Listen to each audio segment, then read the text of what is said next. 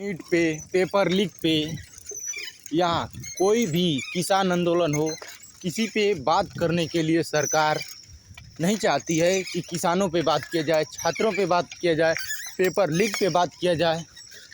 अगर इस मुद्दे पे बात नहीं किया जाएगा, ये सरकारें चाहती हैं कि पेपर लीक हो, भ्रष्ट अधिकारी हों, भ्रष्ट नेता हों, भ्रष्ट युवा साथी जब उसमें जाएंगे तो जिसको किसी के बारे में जानकारी ही नहीं तो कैसे डॉक्टर बनेंगे। नीट का एग्ज़ाम दिए ही नहीं और अपने पैसे के बदौलत उन्होंने नीट एग्ज़ाम निकाल ली और जब वो डॉक्टर बनेंगे, फिजिक्स, केमिस्ट्री, मैथ, असली बायो जब पढ़ेंगे तो उनको क्या समझ में आएगा। और जो दवाइयाँ हैं, दवाइयों के नाम कैसे पहचान पाएंगे और दवाइयों के बारे में और कौन सा इलाज कहाँ होगा उनको कैसे पता चलेगा। तो भ्रष्ट अधिकारियों से, भ्रष्ट नेताओं से और भ्रष्ट डॉक्टरों से दूरी बनाने के लिए हम सभी युवा साथियों को रोड पर आना होगा और इसका परिणाम सरकार को भुगतना होगा और पेपर लीक को रोकना होगा, पेपर को अच्छे से कंडक्ट कराना होगा, डेमोक्रेसी, लोकतंत्र को बचाना होगा। लोकतंत्र बचाने के लिए अगर लोकतंत्र जिंदा है तो रोडों पर आना होगा, रोड पर उतरना होगा। रोड पर आकर ही लोकतंत्र को बचाया जा सकता है। लोकतंत्र को जिंदा रखने के लिए रोड पर लोग आते हैं, जिससे सरकार को पता चले कि हमारे खिलाफ भी लोग हैं। उनको ये वहम हो गया है, ये भ्रम हो गया है कि हमारे खिलाफ लोग नहीं हैं।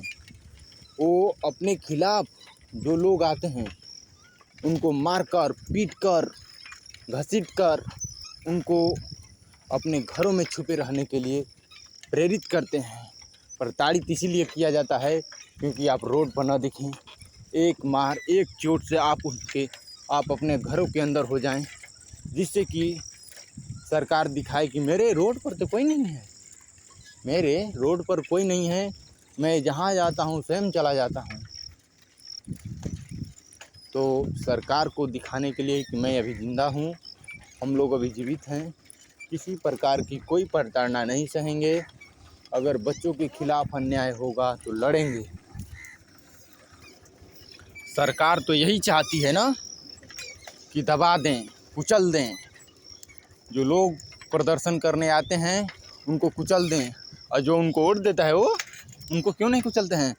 तब तो प्रचार में क्यों नहीं कुचलते हैं, तब तो सोचते हैं कि लंबी लंबी कतारें, लंबी लंबी भीड़ें हो, अपने बस के भाड़े, ट्रेन के भाड़े और सब कुछ के भाड़े दिए जाते हैं और अच्छे अच्छे लोगों के लिए प्राइवेट जेट किए जाते हैं कि मेरे में तो ये फलाना आए हैं, मेरे में चिल्लाना आए हैं, प्रचार करने के लिए देख लो। इसको दिखाने के लिए तो प्राइवेट जेट सब कुछ पैसे के दम पे किया जाता है। और जो छात्र अपने पैसे, अपने कलम और किताब के पैसे बचा कर आंदोलन करने जा रहे हैं तो उसको दबाने की कोशिश की जा रही है। इतना तो आप समझदार हो चुके हैं कि जो कुचलने आएंगे, दमनकारी आएंगे, षड्यंत्रकारी आएंगे, षड्यंत्र करेंगे ताकि इनके माहौल को कुचल दिया जाए, बदल दिया जाए।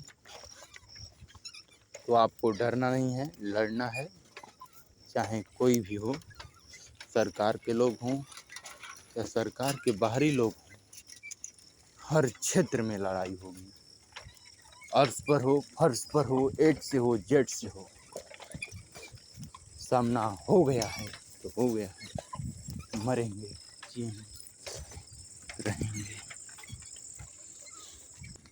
लेकिन मेरे छोटे भाई बहनों, मेरे भाई बहनों के बच्चे बच्चियां, बड़े भैया के बच्चे बच्चियां को उनको परेशानियां आगे न झेलनी पड़े, इससे संघर्ष तो करना पड़ेगा।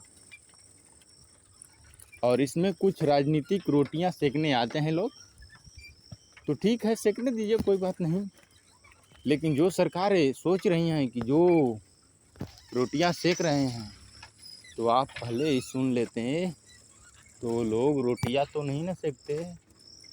जो कह रहे हैं कि लोग राजनीतिक रोटियां सेकने आ रहे हैं, जब जान ही रहे हैं पहले ही ये काम कर लेते, पहले ही ये काम कर लेते कि राजनीति जो विपक्षी पार्टियां हैं, विपक्षी नेता हैं, वो तो पहले प्रोटेस्ट में शामिल नहीं हो रहे थे। सोनम वांगचुक जी बहुत पहले से भूख हड़ताल पे थे।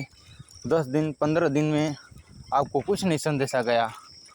21वें दिन अल्टीमेटम दिया गया कि इसके अंदर में हम नहीं आएंगे। सभी प्रोटेस्टर को बुलाया गया, सभी छात्रों को बुलाया गया, तो वो लोग इकट्ठा हुए कि नहीं भाई, कोई तो हम लोगों के लिए लड़ रहा है, जिसके धन दौलत पैसा रुपया वो तो अपने जाओ हुआ है।